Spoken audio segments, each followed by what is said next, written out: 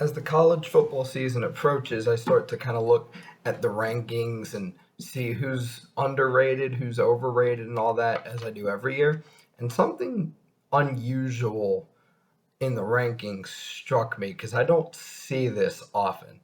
A team loses all of its really talented skill players, running backs, wide receivers, etc., from a team that lost 4 games last year, including to ACC cellar dweller Florida State, and yet they're ranked in the top 10 to start the season. I couldn't believe it. That's 6 or 7 spots at least too high. If you haven't caught on yet, I am, of course, talking about North Carolina, the most overrated team in the country going into the 2021 college football season. What have they proven that shows that they deserve to be in the top 10? A top 10 team to me, what you're saying when you rank a team in the top 10 is that you think they're a break or two away from being really close to making the playoff, if not being a playoff team. And North Carolina just isn't anywhere close. I have them at like the 16, 17, 18 range, which is where I think they should be. Top 10, no. Like, they're not a threat to Clemson. That's ridiculous. Clemson would, if they play in the ACC championship game, which I don't think they will. I think Miami's going to win the Coastal, but that's for another day. If they do, Clemson would win by like 30 at least. It just makes no sense to me how a team that loses 4 games last year, including 2 that were really bad losses for a team that got as much hype as they did. They lose all their running backs and wide receivers, and they're supposed to be even better this year? I'm not buying that. I'm not buying that. I'm not buying that at all. I think they're going to lose to Virginia Tech. They're going to lose their first game to Virginia Tech, and then everybody will realize, oh, they were only ranked that high because they had a coach that used to work for ESPN. And so ESPN's like, oh, Mac Brown, oh, look at this, oh. They're a top 20, top 25 team. Maybe top 15. Top 10, get out of here. Get out of here. Not even close. Not even close. They stick out like a sore thumb in the top 10 because I believe that every other team in the top 10 would beat North Carolina by at least 2 touchdowns. I mean, their defense last year was horrific.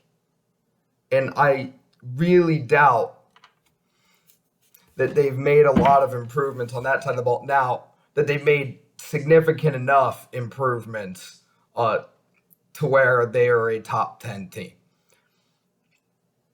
And the other thing is replacing those running backs and wide receivers is a really difficult task because I will admit they were really good, those running backs and receivers. But the reason they lost 4 games, the reason they in particular lost to Virginia and Florida State was their defense was just really bad. They gave up 53 points to Wake Forest.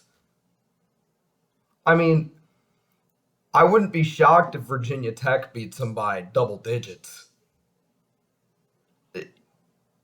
Their defense is bad. They have a lot of holes. They're a bit of an unproven team with all the new skill players they have. I just why? I mean, really? They go to Notre Dame this year. Notre Dame's going to win by 30. I think they're going to lose to either Pittsburgh or NC State. I think North Carolina is a 9-3 or 8-4 caliber team. Now, that's not a horrible season, but that's not top 10. 9-3 in some leagues will get you in the top 10. Not in the ACC, it won't. No way. I think they're going to lose to Virginia Tech. They're going to lose to Notre Dame. And they do play Pittsburgh and NC State. Both of those games are on the road. One of those could be tricky. They could lose one or both. They also play Virginia at home. Virginia's had their number of late, though. Their schedule is also deceivingly tricky. I've seen a lot of things talking about North Carolina's easy schedule. Yeah, about that. Not so easy when you actually look into it. It might seem easy, but it's deceivingly tricky. All those games I just mentioned, yeah, they also still have to play Miami, who's going to be out for blood after last year's game. So I think I see a couple losses there, and the playoffs, forget about it.